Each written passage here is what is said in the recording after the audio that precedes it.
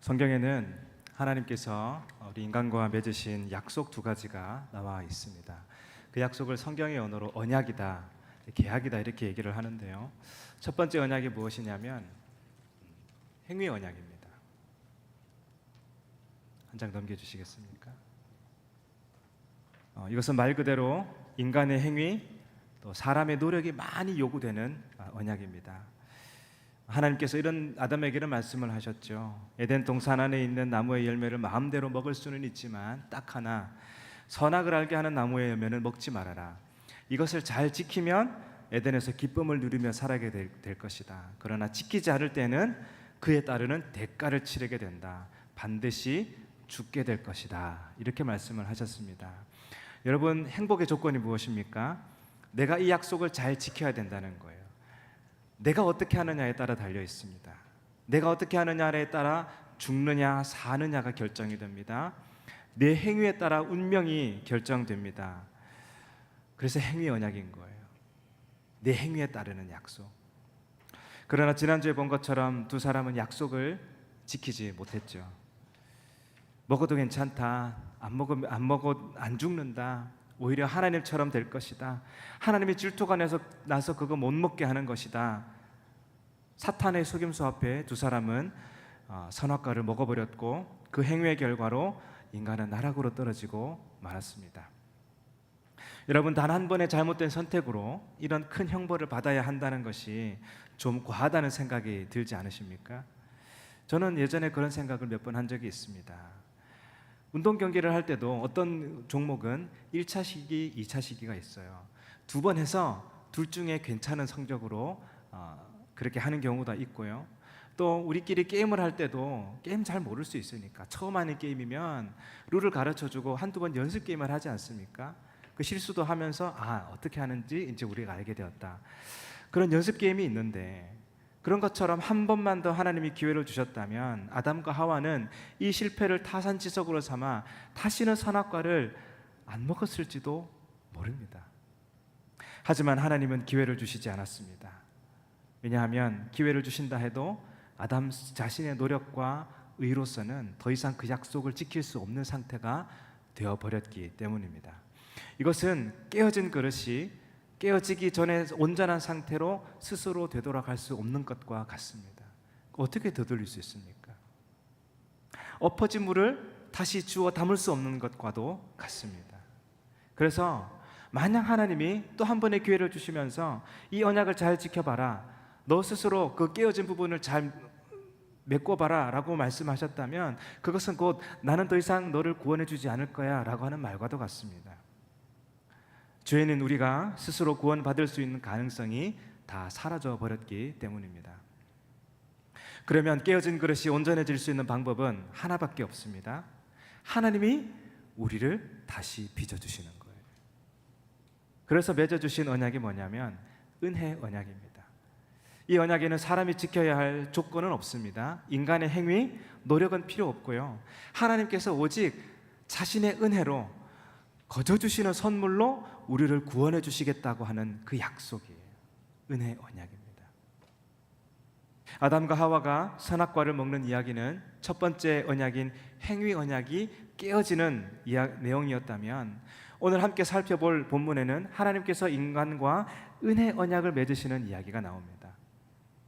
절망 속에 한 줄기 희망의 빛을 비춰주시는 이 이야기를 우리가 함께 나누면서 여러분의 인생 속에도 소망이 있다는 것을 다시 한번 확인하는 그러한 은혜가 있기를 소망합니다. 오늘 본문에는 하나님께서 뱀과 여자와 남자 순으로 형벌을 내리시는 장면이 나오는데, 먼저 여자와 남자에게 내리시는 형벌을 살펴본 다음에 마지막으로 뱀에게 내려진 형벌을 살펴보려고 합니다. 먼저는 여자에게 내려진 형벌입니다. 우리 16절 말씀 같이 읽겠습니다. 시작.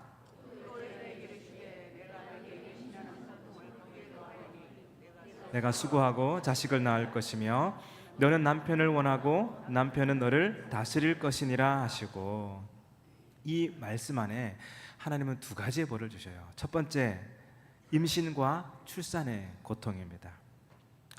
다시 보시면 내가 내게 임신하는 고통을 크게 더하리니 내가 수고하고 자식을 낳게 될 것이다, 이렇게 말씀을 합니다. 저는 남자이기 때문에 직접 경험해 보지는 못했지만 제 아내나 아니면 다른 여자분들이 아기를 가지고 10달을 채우는 모습, 그리고 출산하는 모습을 보니까 그 과정이 쉽지 않다라는 것을 저는 알고 있습니다.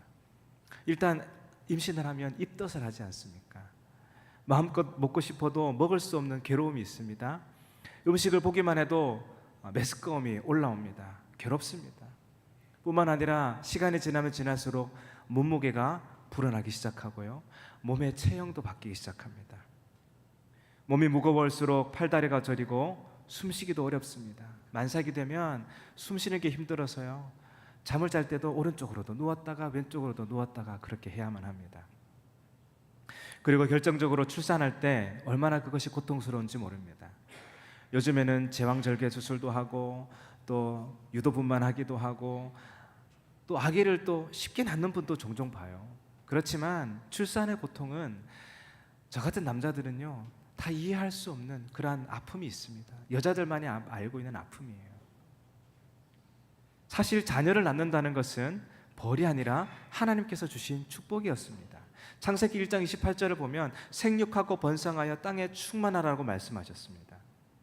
그래서 아마도 인간의 죄를 짓기 전에는 임신하고 출산하는 것이 전혀 힘들지 않았을 거예요. 그러므로 하나님은 우리 인간에게 출산의 복을 빼앗아 가신 것이 아니라 그 복 위에다가 고통을 더해 주신 것이라고 할 수가 있습니다. 뿐만 아니라 이 말씀은 단지 임신과 해산이라고 하는 육신의 고통만 말하는 것이 아니라 이 땅에 자녀를 낳아서 하나님 앞에서 온전한 사람으로 키워내는 모든 과정 속에 느끼는 부모의 고통을 의미하기도 합니다. 자녀를 키워보신 분들은 대부분 공감하실 것 같습니다. 저도 아이 셋을 키우고 있는데 이 아이들이 정말 소중한 복덩이들입니다. 그리고 아이들을 키우는 과정 속에 기쁨과 감사가 충만할 때가 있습니다. 그러나 한편으로는요, 지치고 속상하고 괴로울 때도 있어요. 한숨이 나올 때도 있습니다. 특별히 사춘기를 지나가는 아이 양육할 때요, 얼마나 아이들이 예민해집니까? 서로가 예민해서 다투기도 하고 부모가 스트레스를 많이 받기도 합니다. 여자에게 두신 두 번째 형벌, 부부 사이의 긴장과 갈등입니다. 다시 보시면 너는 남편을 원하고 남편은 너를 다스릴 것이니라 이렇게 말하는데, 여기서 원한다라고 하는 그 히브리어 단어 원어의 의미가 뭐냐면 사모한다, 갈망한다라고 하는 뜻입니다. 이것은 단순히 아내가 남편을 너무너무 사랑해서 너무 좋아하고 항상 같이 있고 싶고 순종하고 이런 그 긍정적인 의미가 아니라 남편을 향한 집착, 남편을 내가 지배하려고 하는 그런 욕망을 가리키는 단어입니다. 이어질 말씀을 보면 너는 남편을 원하고 남편은 너를 뭐 한다고 합니까? 다스린다고 하는 거예요. 남편이 여자를 다스린다는 말 또한 여자를 이렇게 정복하고 지배하고 이용하려고 하는 그런 의미입니다. 자, 아내가 남편을 원해요. 다스리려고 합니다. 그런데 하나님은 남편이 너를 다스리게 할 것이다. 그러면 어떻게 돼요? 서로 다스리려고 하다 보니까 싸우는 거예요. 여러분, 하나님께서 처음 사람을 만드셨을 때 남자와 여자는 동등한 관계였지 누가 누구를 지배하고 억누르는 그런 관계가 아니었습니다. 평등했습니다. 다만 가정의 질서를 위해서 남자가 여자를 리드할 수 있기는 하지만 가정을 여자를 지배하게 하지는 않으셨어요. 그러나 죄로 인해 두 사람은 서로 집착합니다. 서로를 지배하려고 하는 갈등 관계가 시작이 된 것입니다. 그래서일까요? 연애할 때는 검은 물이 팥불이 될 때까지 한평생 사랑하겠다, 내가 순종하겠다, 헌신하겠다라고 다짐하지만 그러나 얼마 지나지 않아서 갈등이 일어나기 시작합니다. 아니, 결혼하자마자 그런 갈등이 일어날 수도 있습니다. 제가 신혼여행을 갔을 때 다른 한 커플과 한 팀을 이루어서 여행을 다녔는데요, 그 커플이 신혼여행 내내 얼마나 싸우는지 몰라요. 아침이 되어서 이제 같이 버스를 타고 여행 가려고 하는데 남편만 쫄래쫄래 걸어 나오는 겁니다. 와이프 어디 있냐 그랬더니 화가 나가지고 둘이 싸워가지고 호텔에서 안 나오는 거예요.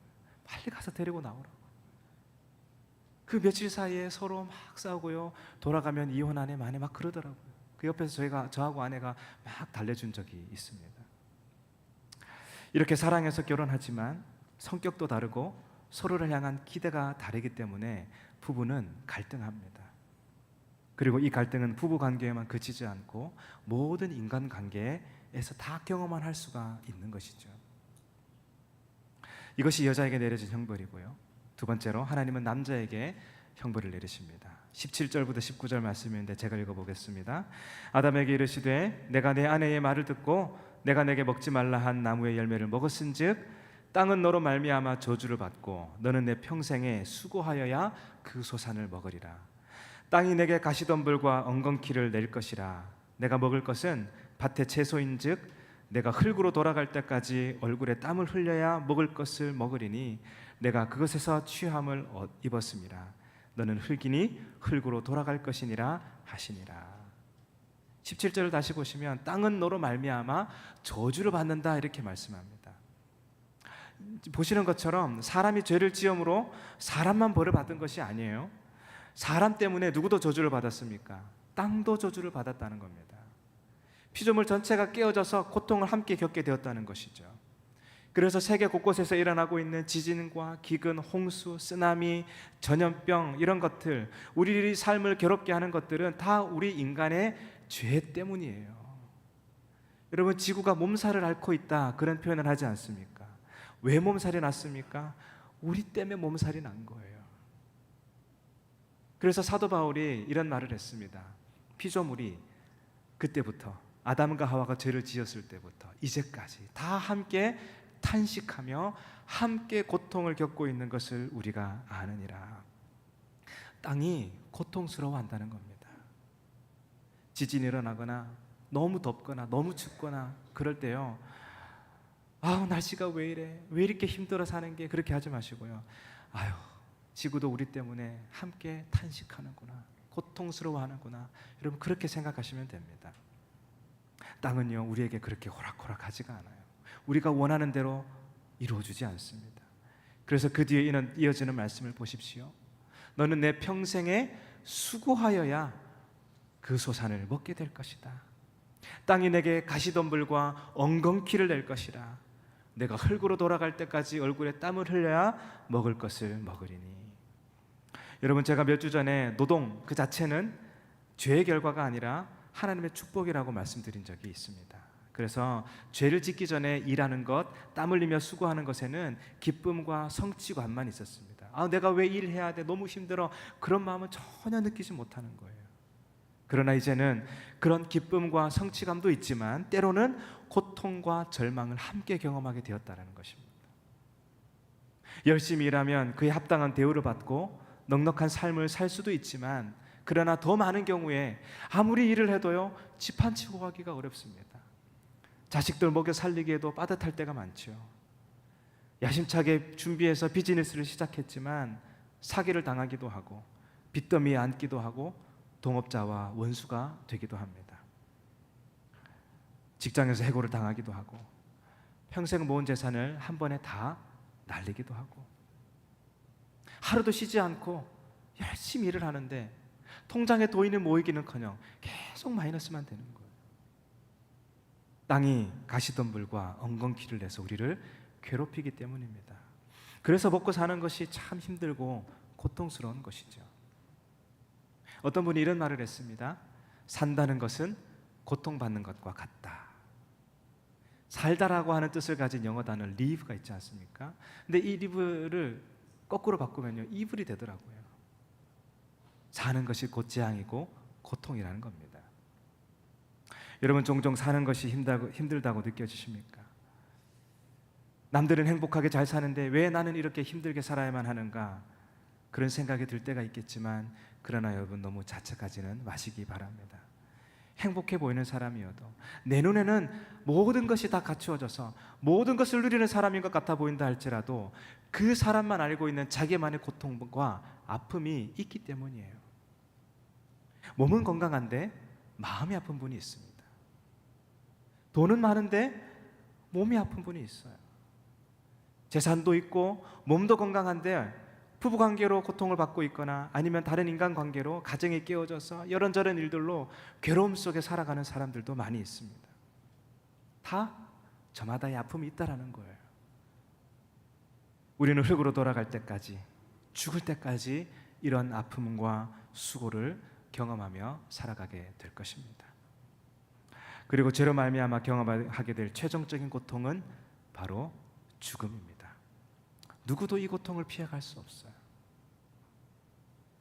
불교 용어 중에 생로병사라고 하는 단어가 있습니다. 인간이 반드시 겪어야 하는 4가지 고통을 이렇게 표현한 것인데요. 태어나는 것, 늙는 것, 병드는 것, 그리고 마지막 죽는 것. 이 생로병사의 고통에 대한 답을 찾기 위해서 길을 떠난 사람이 있는데 그 사람이 유명한 석가모니입니다. 석가모니를 따르는 사람들은 그가 해탈했다고 얘기를 하죠. 해탈이 뭐냐? 속박이나 고통에서 벗어나 편안한 경지에 도달하는 것을 가리켜 해탈이라고 이야기를 합니다. 그러나 과연 해탈이 인간에게 가능한 것입니까? 석가모니가 정말 해탈했을까요? 고통을 벗어나는 경지에 이르렀을까요? 설교의 서두에서 말씀드린 것처럼 사람의 행위와 노력으로는 이 고통에서 굴레 벗어날 수 있는 방법은 없습니다. 해탈은 불가능한 거예요. 고통은 있는데 그 고통을 내가 외면할 뿐입니다.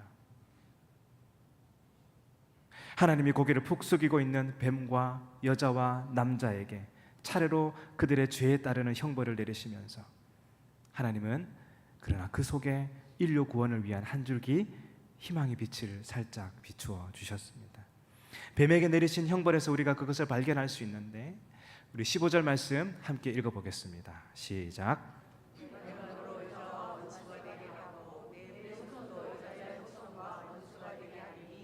여자의 후손은 내 머리를 상하게 할 것이요 너는 그의 발꿈치를 상하게 할 것이니라 하시고, 이 구절을 크게 3부분으로 나눌 수가 있습니다. 첫 번째, 뱀과 여자가 원수가 되게 하겠다.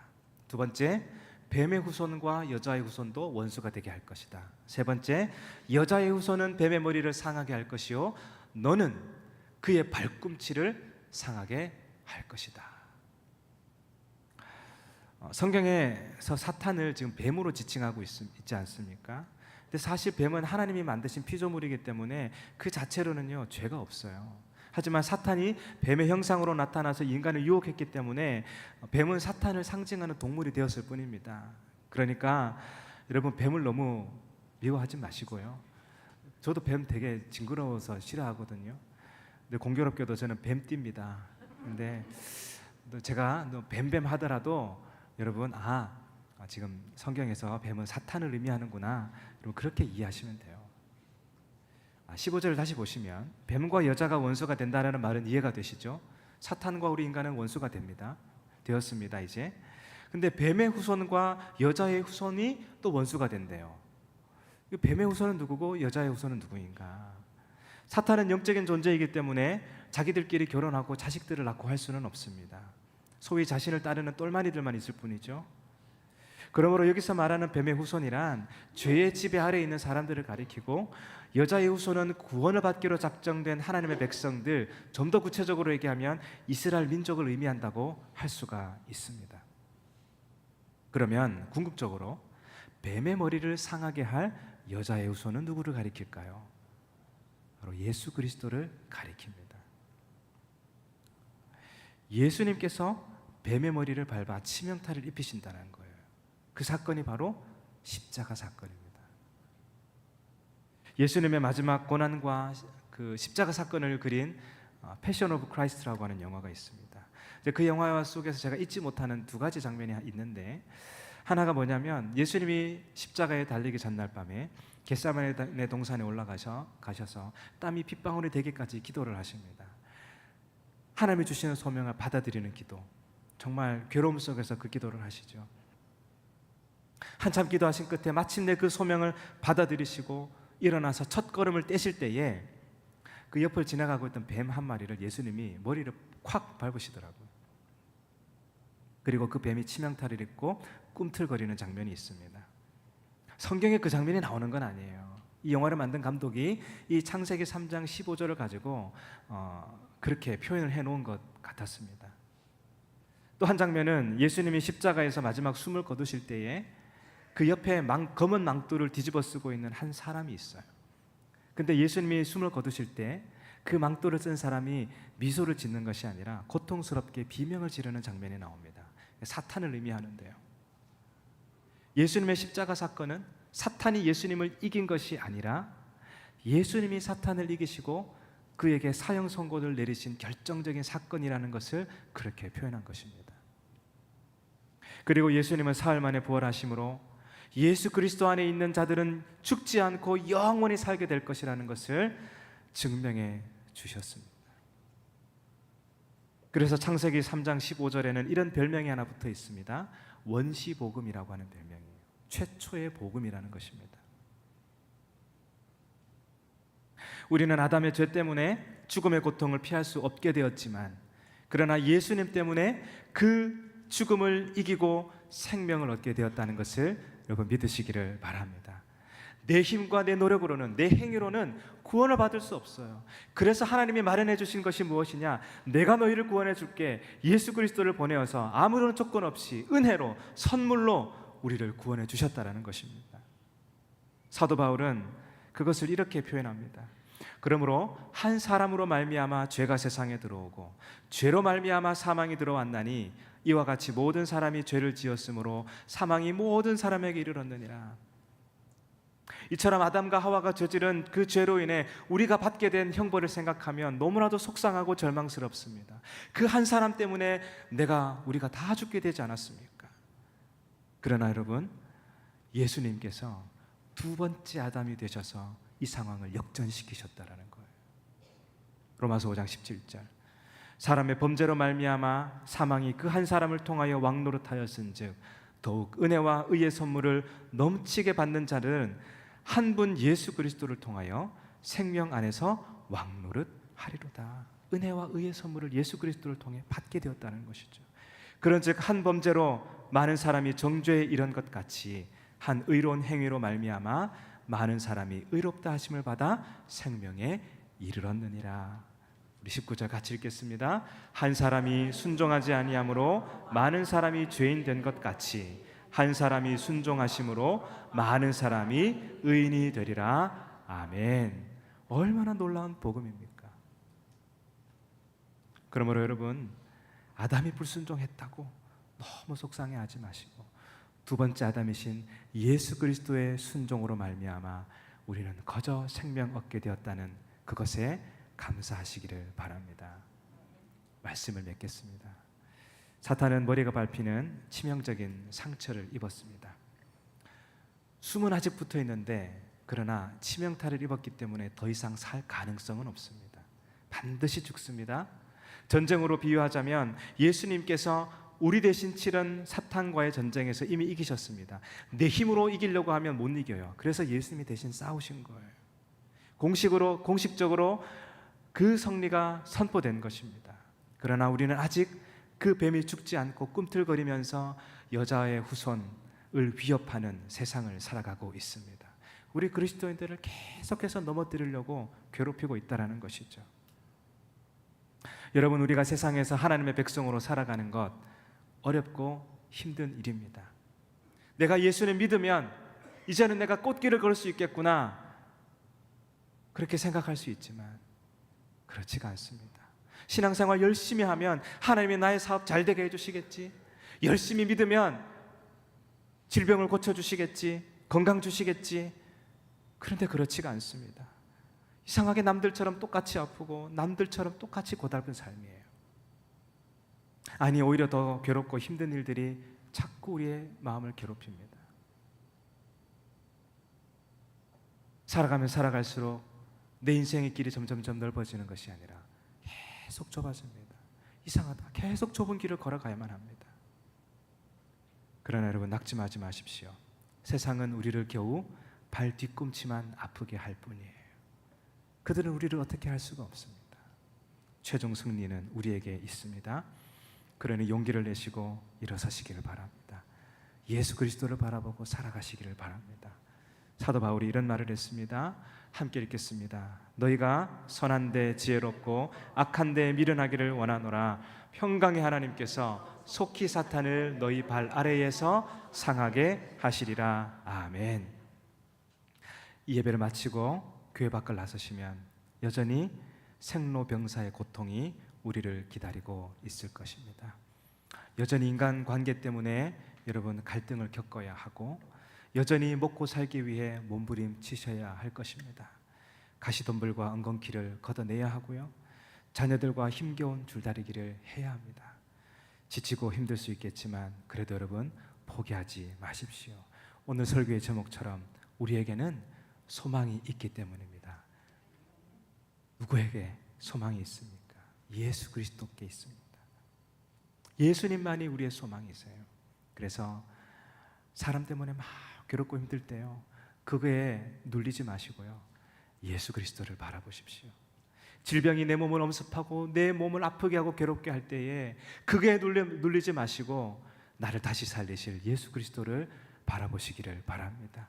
열심히 일하고 수고하는데도 경제적으로도 너무 어렵고 고달픈 삶을 살아갈 때에 그것 바라보고 한탄하지 마시고 그 가운데 함께 하시고 내 인생을 새롭게 하시고 모든 것을 충만케 하실 예수 그리스도를 바라보시기를 바랍니다. 고통을 견뎌낼 수 있는 힘을 주실 것이고 모든 것을 합력하여 선을 이루어 주실 것입니다. 그 소망과 믿음 가지고 이 한 주간도 승리하며 살아가는 우리 중앙교회 성도님들 되시기를 주님의 이름으로 축복합니다. 아멘. 우리 주신 말씀 가지고 한 1, 2분 정도 기도하는 시간 갖도록 하겠습니다. 아버지 하나님, 아픔과 괴로움이 여전히 우리의 삶의 한 끼통이를 차지하고 있겠지만 우리 거기에 마음 두기보다 예수 그리스도께 소망 들고 살아가겠습니다. 한 주간 동안 예수님만 붙들겠습니다. 우리가 지치고 힘들 때마다 주님 우리를 위로하여 주시고 능력 주시고 지혜 허락하여 달라고 기도하시고, 한 주간의 삶을 위해 기도하시고, 우리 성도들 가운데 육신이 연약한 분들 하나님께서 만져주시고 회복시켜 주시기를 함께 기도하도록 하겠습니다. 같이 기도하겠습니다. 아버지 하나님 감사합니다. 복되고 귀한 주일 허락하여 주시고 함께 믿음의 성도들 주 앞에 나와 예배하며 주님 주시는 평안을 누리게 하여 주시고 진리의 말씀으로 우리 영혼을 새롭게 하심이 감사합니다. 아버지 하나님 주신 말씀 붙들고 삶의 자리로 돌아갑니다. 복음 붙들고 돌아갑니다. 아버지 하나님, 여전히 아픔과 괴로움이 우리의 삶의 한 끼통을 차지하고 우리를 괴롭게 하겠지만 주님 거기에 마음을 두기보다 예수 그리스도께만 소망 두고 살아가겠습니다. 아파도 예수님 바라보겠습니다. 좁은 길이어도 예수님 바라보겠습니다. 아버지 하나님, 지치고 힘들 때마다 주님께서 우리를 붙잡아 주시옵소서. 아버지 하나님, 그 엉겅퀴와 가시덤불을 헤쳐나갈 수 있는 능력을 허락하여 주시고 아버지 하나님, 우리의 문제를 해결할 수 있는 지혜를 허락하여 주시옵소서. 각 가정 가운데 평강을 허락하여 주시고 아버지 하나님, 몸이 연약한 분들이 있습니다. 찾아가 주시고 위로하여 주시고 회복시켜 주시옵소서. 고통스럽지만 아버지 하나님, 영원한 하늘나라 바라보며 오직 예수 그리스도께만 소망을 두며 살아가겠습니다. 아버지 하나님 도와주시옵소서. 감사합니다. 아버지 하나님, 이 시간 주님 우리의 마음 가운데 새겨주신 복음을 받습니다.